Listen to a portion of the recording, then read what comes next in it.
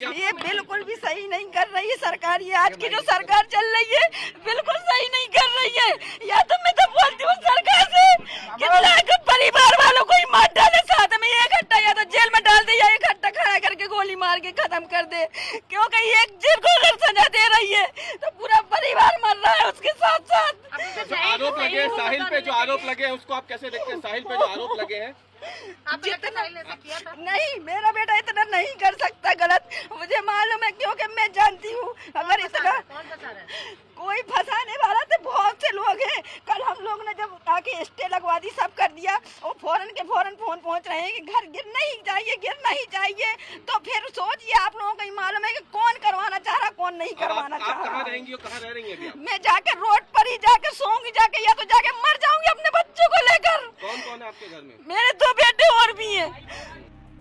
ये आंसू उस महिला के हैं जिसके बेटे पर आरोप लगे हैं। आरोप कि उसके बेटे ने कई लड़कियों के साथ रेप करने के बाद उनकी अश्लील वीडियो बनाई और उनको ब्लैकमेल किया। इतने ही नहीं, ब्लैकमेलिंग के बाद उन पर शादी करने का भी दबाव बनाया गया। दरअसल मध्य प्रदेश की राजधानी भोपाल में टीआईटी कॉलेज की छात्राओं से दुष्कर्म और कथित तौर पर धर्म परिवर्तन के दबाव का मामला एक बार फिर से सुर्खियों में है। आरोपी फरहान, साद और साहिल के घर पर प्रशासन ने बुलडोजर कार्रवाई शुरू करी। जिला कोर्ट से स्टे न मिलने के बाद प्रशासन ने कार्रवाई की है। कहा जा रहा है कि एसडीएम भी वहां पहुंचे थे। प्रशासन का इस मामले पर कहना है कि आरोपियों के घर सरकारी जमीन पर बने हैं। इसी वजह से बुलडोजर चलाने के पहले मकानों को चारों ओर से पुलिस ने बैरिकेडिंग कर दी। मौके पर 500 से ज्यादा पुलिस जवान तैनात किए गए। आरोप है कि इस मामले में आरोपी बनाए गए युवकों ने कथित तौर पर गिरोह बनाकर टीआईटी कॉलेज की छात्राओं से पहले दोस्ती की, फिर उनके साथ दुष्कर्म किया, छात्राओं के अश्लील वीडियो बनाए और उन्हें ब्लैकमेल किया गया और इसके बाद शादी करने का दबाव बनाया गया। इतना ही नहीं, इन लड़कियों से अन्य छात्राओं को भी गिरोह में फंसाने के लिए मजबूर किया जाता था। इस मामले ने प्रदेश की सियासत में भूचाल ला दिया था। मामला राष्ट्रीय मानवाधिकार आयोग तक पहुंचा और आयोग की टीम को भोपाल आना पड़ा। अब जिला प्रशासन की ये कार्रवाई सरकार की जीरो टॉलरेंस पॉलिसी का हिस्सा मानी जा रही है। स्थानीय लोगों की भीड़ प्रशासनिक अमले के साथ घटनास्थल पर मौजूद है। मौके पर मीडिया और फोटोग्राफरों का जमावड़ा है। अधिकारियों का कहना है कि कानूनी औपचारिकताएं पूरी होने के बाद ही कार्रवाई की जाएगी। आप इस कार्रवाई को सही मानती है क्या? ये बिल्कुल भी सही नहीं कर रही है सरकार। ये आज की जो सरकार चल रही है बिल्कुल सही नहीं कर रही है। या तो मैं तो बोलती हूँ सरकार से कि परिवार वालों को ही मार डाले, साथ में एक हट्टा या तो जेल में डाल दे या एक हट्टा खड़ा करके गोली मार के खत्म कर दे। क्योंकि एक जेल को अगर सजा दे रही है तो पूरा परिवार मर रहा है उसके साथ साथ। जो आरोप लगे हैं साहिल पे, जो आरोप लगे हैं उसको आप कैसे देखते हैं? साहिल पे जो आरोप लगे हैं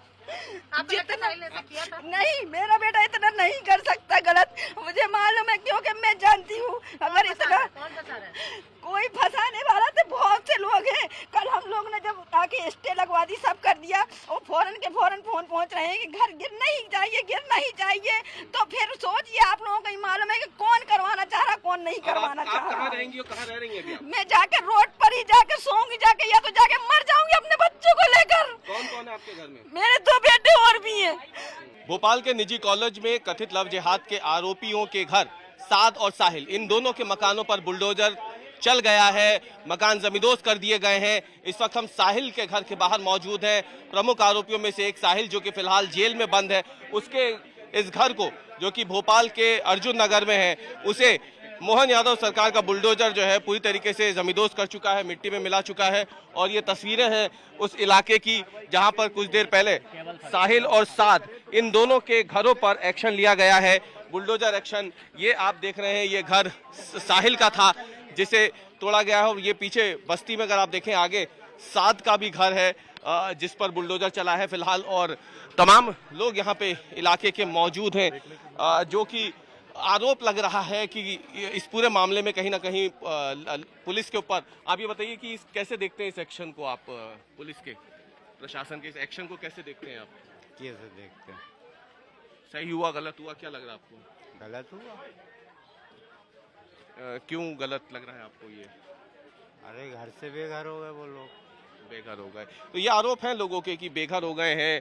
और अगर आप देखें भी सामने, तो आप देखिए तस्वीरों में बड़ी संख्या में फोर्स को यहाँ इसलिए तैनात किया गया था क्योंकि जो एक्शन यहाँ पे लिया जाना था, तो कहीं ना कहीं एक इंटेलिजेंस इनपुट भी था पुलिस के पास कि यहाँ पे कानून व्यवस्था की स्थिति जो है बन सकती है, और इसीलिए यहाँ पर पुलिस ने पहले सुबह सुबह ही शनिवार को बैरिकेडिंग लगा के करीब 5 बजे के आसपास जो है इस अतिक्रमण को तोड़ना शुरू किया। और ये आप तस्वीरें देख सकते हैं, पूरी तरीके से साहिल का घर जो है अब उसे मिट्टी में मिला दिया गया है।